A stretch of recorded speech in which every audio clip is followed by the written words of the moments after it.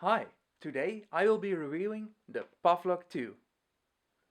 The Pavlok 2 is a device that promises to change your habits by shocking you. But how well does it work? That and more in today's video. I'm Jelte and I've previously studied industrial design. Also, I tinker in my free time with some electronics. Also, I'm one of the long-term administrators on the Polyphasic Discord as well as the main author of polyphasic.net. Today I will look mostly at the alarm clock features of the Pavlok 2.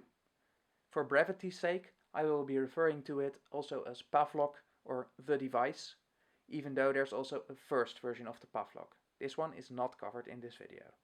The Pavlok comes in a nice box with a charging cable and a manual. However, it also comes in at $199 at time of writing or $149 for just the shock clock version. The shock clock version is the same physical device but with limited software.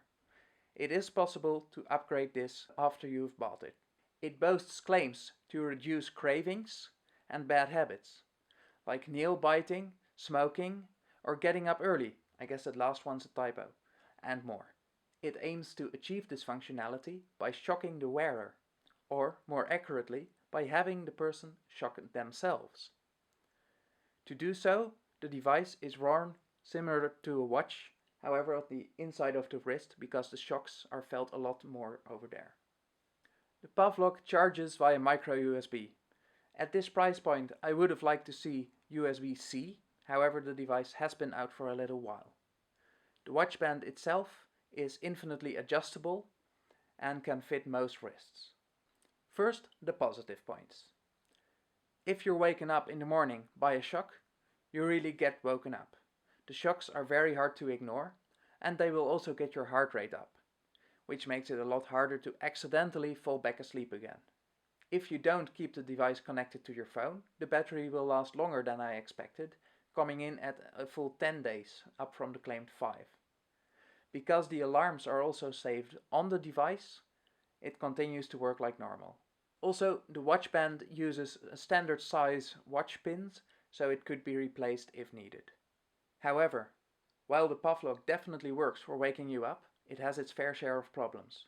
Above all are the connectivity issues. This device is meant to be connected to your phone 24/7.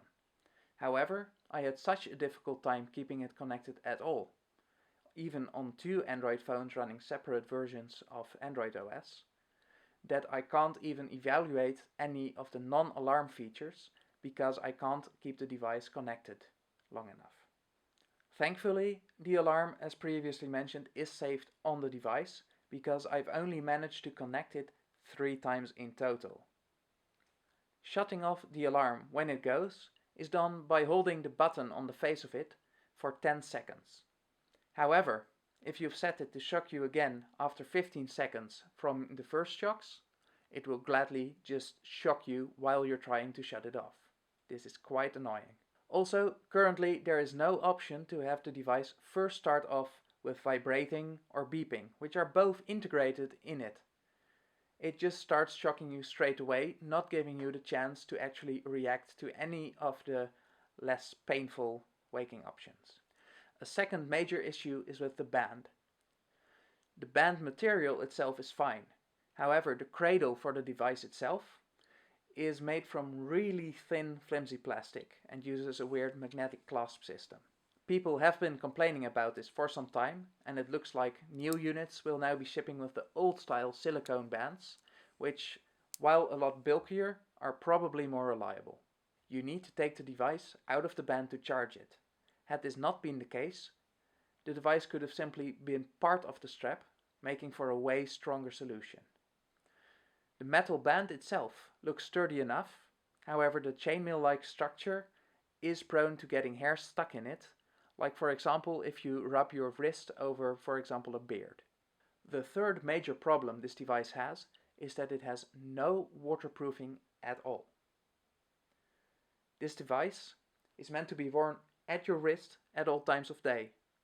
For example, in the rain, during sports, or simply while you wash your hands at the office. It's also not that they're not ready to rate it at a certified waterproofness. It looks like they've just not made any efforts at all. There are big gaps in the casing itself, and the circuit board inside has no coatings on it whatsoever. Even a thin layer of conformal coating would have helped a lot here. Of course, I'm no longer the first person to review this device. The consensus across other people that have used it for a longer time seems to be that if it works pretty well. However, it often doesn't. When this is the case, most of the time, it's a connectivity issue. Also, some units seem to simply have stopped working after a few days, and some units feature water damage. So, should you buy this device? If you can find it at a great price and you really need the alarm features of it, perhaps consider buying it. However, if you want it for anything else, I suggest waiting for reviews on their third revision, which is going to be announced sometime next year and will probably be available Christmas 2020. That's it for the review. If you want to have a look at what the Pavlok is like internally, stick around just a little bit longer. Once you open up the Pavlok, you are greeted by an uncoated circuit board. On the top, you'll see 3 brown blocks. These are likely the capacitors that store the shocks that are given to you. In the middle, you can see the one black button, which, if pressed, lights up the LEDs and shocks you. Over on the 2 sides are 2 small pogo pins, which touch the metal casing on the side and transfer the shock to you. On the back is a standard lithium polymer battery of 100 mAh. While not officially user replaceable, it should be pretty easy to do so anyway. Also on the back you can find the tiny vibrating motor. Because the device is right on your wrist, you'll still notice it, even though it's a lot smaller than the one on your phone. As you see, the circuit board is entirely uncoated. Applying a thin layer of coating yourself could help a lot for the longevity of your device if you use it outside. However, do so at your own risk and make sure to keep away from the button in the middle and the pogo pins at the side. That's it for a quick view of the internals. Don't forget to subscribe. Hey, I'm Akahana, an editor on this channel. If this video matters to you, click the subscribe button and the bell icon to get the latest info on mastering your sleep. We want to help you work towards the life you want on your terms and in your time. Please consider donating via our secure Ko-fi page, as this helps sustain website costs and data gathering efforts across our communities. If you have any questions, check the links below and contact us directly.